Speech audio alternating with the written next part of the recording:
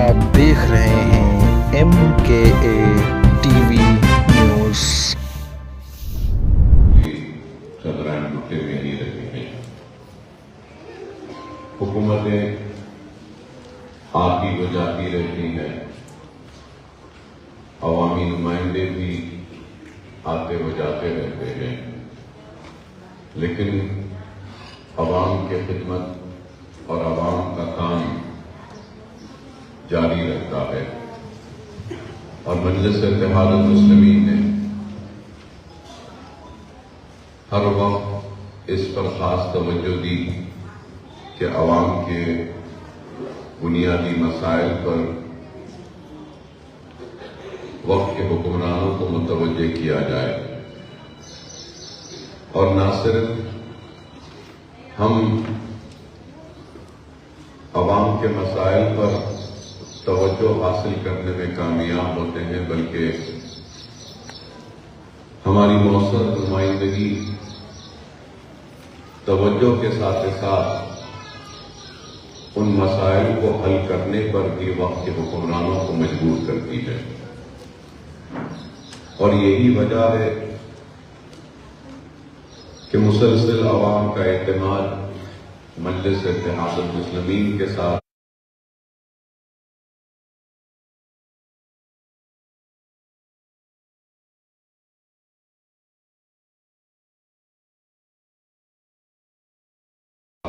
Scheme کا آغاز ہوا ہے۔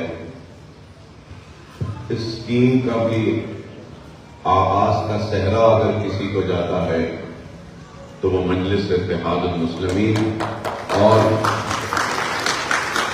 حلقہ اسمبلی چندرائن بٹے کو جاتا ہے۔ کیا آپ کو کئی لوگ جو آج اپنے ضعیفی یا دھڑپن کی عمر میں ہیں، وہ اس بات سے انکار نہیں کریں گے کہ شادی مبارک کی اسکیم کا آغاز ہونے سے پہلے حلقہ اسمبلی چندرائن بٹے میں اپنی جانب سے ہر سال 200 غریب اور یتیم بچوں کی شادیاں کرواتا تھا، جہاں پہ ان کو سامان بھی دیتا تھا، بستر ہو، برتن ہو، پلنگ ہو، گدا ہو، یہاں تک کہ ایک چھوٹے بچے کا جھولا بھی اس میں دیتا تھا میں۔ لیکن اس کے بعد میں نے محسوس کیا کہ کافی غریب ہیں جو پریشان ہیں معاشی وجہ سے، اور کئی بچیاں بیٹھی ہیں، تو میری نمائندگی پر شادی مبارک سے پہلے اجتماعی شادیوں کا حکومت کی جانب سے اعلان کیا گیا تھا۔ میری نمائندگی پر اجتماعی شادیاں ہوتی تھیں اور حکومت وقت کرواتی تھی، سامان بھی دیتی تھی، سب تقسیم ہوتا تھا۔ لیکن آج سے 10 سال پہلے 2014 میں تلنگانہ کی تشکیل کے بعد میں نے کہا کہ بہت سے عزت دار لوگ ہیں جو اجتماعی شادیوں میں آ کر شریک ہونے سے انکار کرتے ہیں۔ تو پھر شدت سے نمائندگی کے بعد میں یہ شادی مبارک کے اسکیم کا آغاز ہوا۔ پہلے 51,000 سے آغاز ہوا، اس کے بعد میں 75,000 ہوا، اب 1,01,16,000۔ اب نئی حکومت کا وعدہ ہے کہ اس میں بھی اضافہ کریں گے، تو امید ہے کہ یہ بھی اضافہ ہوگا۔ تو مجلس اتحاد المسلمین مسلسل کوشش کرتی آئی ہے اور کر رہی ہے۔ میں یہاں پر بیٹھے میری عزت دار پردہ-نشین ماں اور بہنوں سے، خواتین سے ایک ہی درخواست کروں گا کہ اللہ سبحانہ و تعالیٰ نے نکاح کو بڑا آسان بنایا، اور نکاح کو آسان اس لیے بنایا ہے کہ زنا مشکل ہو جائے. لیکن آج ہمارے معاشرے کی سب سے بڑی برائی اگر کوئی ہے تو وہ یہ ہے کہ ہم آج شادیوں پر اتنا خرچ کر رہے ہیں کہ غریب کے لیے نکاح بڑا ہی دشوار کن اور مشکل بنتا جا رہا ہے.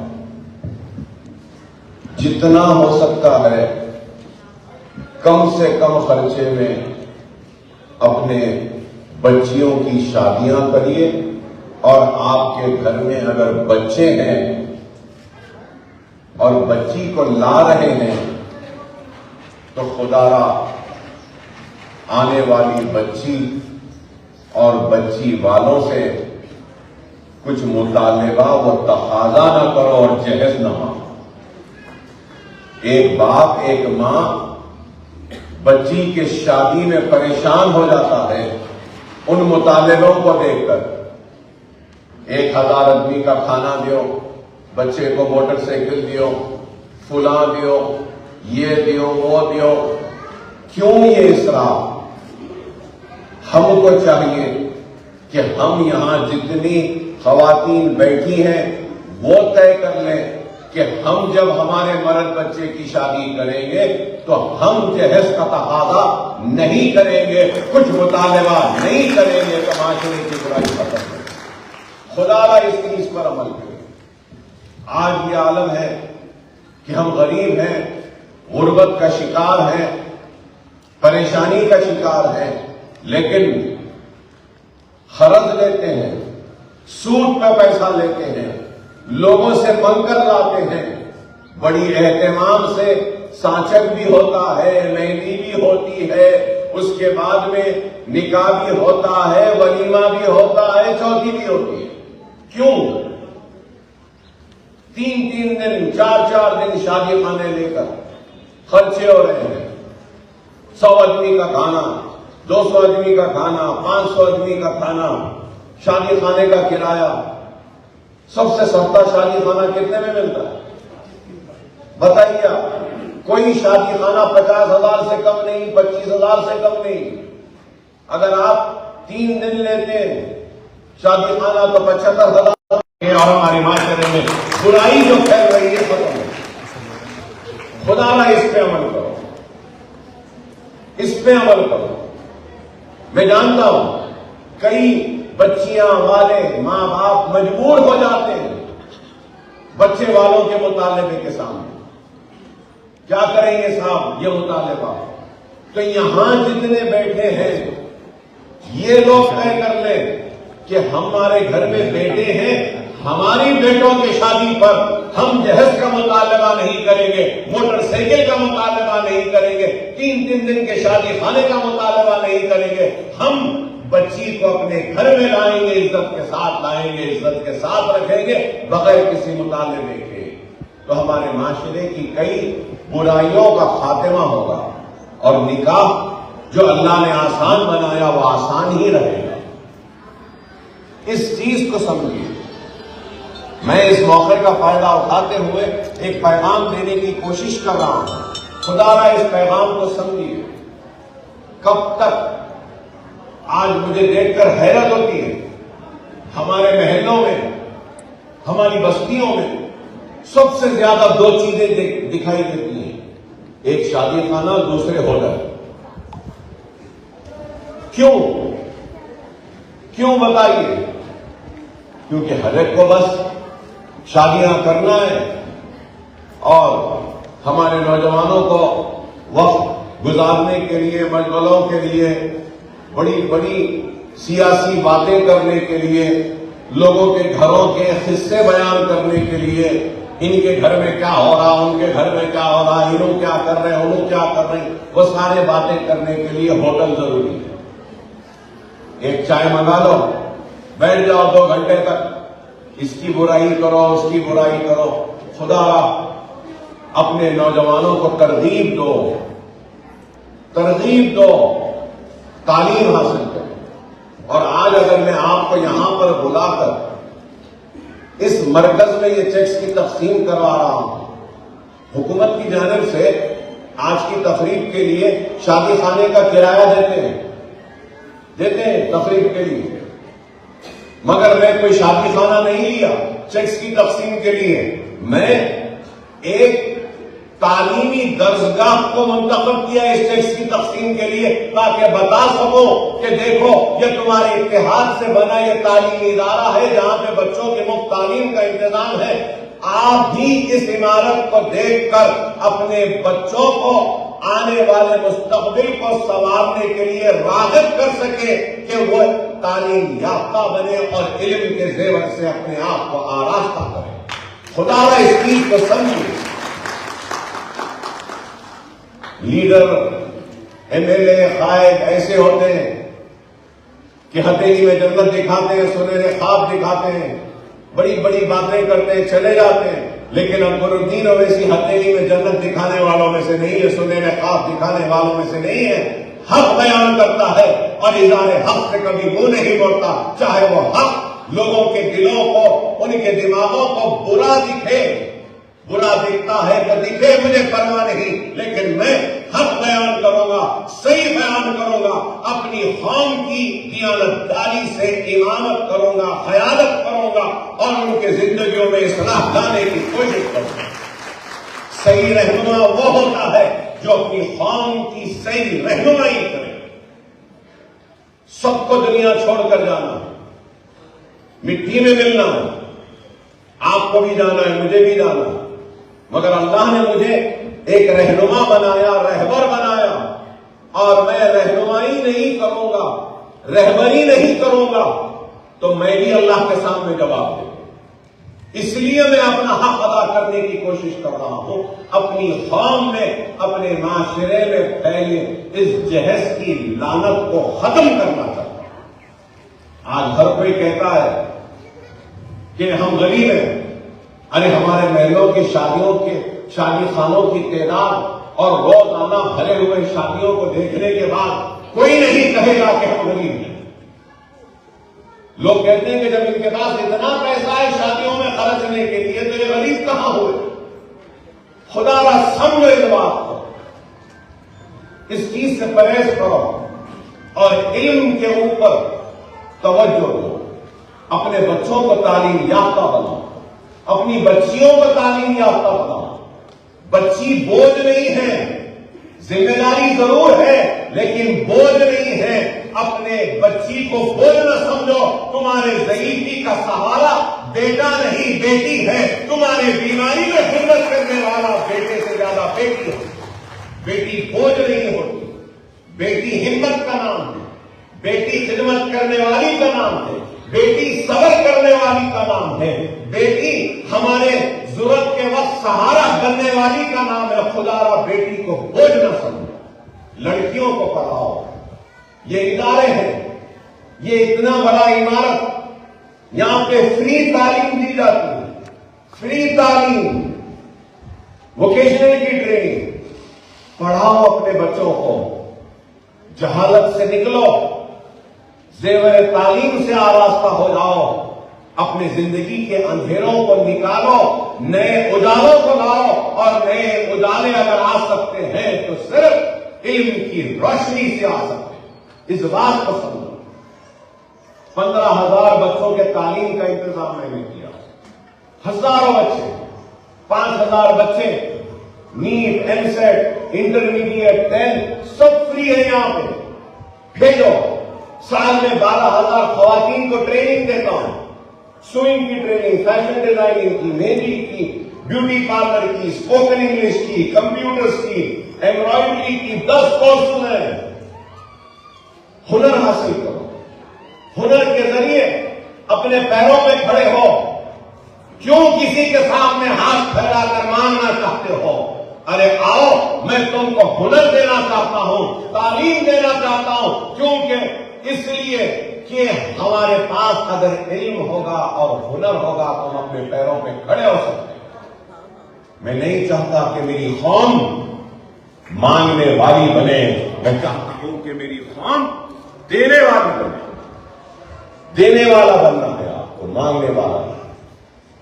خدا را سمجھو میری بات کو، بہت وقت لیا، اس کے لیے آپ سے معذرت خواہی کرتا ہوں، معافی چاہتا ہوں، لیکن آپ کے اتنے بڑے تعداد میں آج کی اس تقریب میں شرکت کو ایک بہانہ بنا کر میں نے اس موقع کا فائدہ اٹھا کر آپ کے سامنے چند باتوں کو رکھا ہوں. امید کرتا ہوں کہ آپ اس پر توجہ دیں گے اور آج کے اس عمل بھی کریں گے، نہ صرف توجہ بلکہ عمل بھی کریں گے میری باتوں پر. اور آج کی اس تقریب میں کلیانہ لکشمی کے تو میں سارے ذمہ داران کو مبارکباد دیتا ہوں اور بالخصوص جناب محمد حبیب الدین صاحب کا مبارکباد دیتا ہوں اور محمد عاطف صاحب کو بھی مبارکباد دیتا ہوں، محمد عارف الدین صاحب کو اور آپ کے محلے کے ویلفیئر سوسائٹی کے سارے اراکین کو، کیونکہ ابھی اذان ہوئی ہے اور جماعت بھی ہوگی 10-15 منٹ میں، تو میں زیادہ وقت نہیں لیتے ہوئے مختصراً یہی بات کہوں گا کہ نماز کی اہمیت کو ابھی مجھ سے بیشتر مقرر نے بیان کی ہے، تو میں یہاں بیٹھے ننھے بچوں سے کہوں گا کہ نماز اللہ سے کمیونیکیٹ کرنے کا ایک ذریعہ ہے، اور نماز کی اہمیت کے بارے میں ابھی مجھ سے بیشتر مقرر نے بیان کیے. بہت نوجوانوں میں موجودہ دور میں ایک خواہش ہے کہ ہم خوبصورت دکھیں، ہم حسین دکھیں. تو میں اگر غلط نہ ہوں، اگر غلط کہہ رہا ہوں تو ضرور علماء مجھے ٹوک سکتے ہیں، لیکن وہ شخص جو فجر کی نماز پابندی سے پڑھتا ہے خود بخود حسن اس میں پیدا ہو جاتا ہے. اور نماز کی اہمیت کو آپ کو ہم کو سمجھنا ہوگا. اور آج اگر نوجوان بے راہ روی کی زندگی گزار رہے ہیں، انہیں کو راہ راست پر لانا ہے، اگر وہ نماز کے پابند بن جائے تو میں سمجھتا ہوں کہ بے راہ روی کی زندگی خود بخود ترک ہو جائے گی اور زندگی میں ایک سمجھداری ضرور آ جائے گی.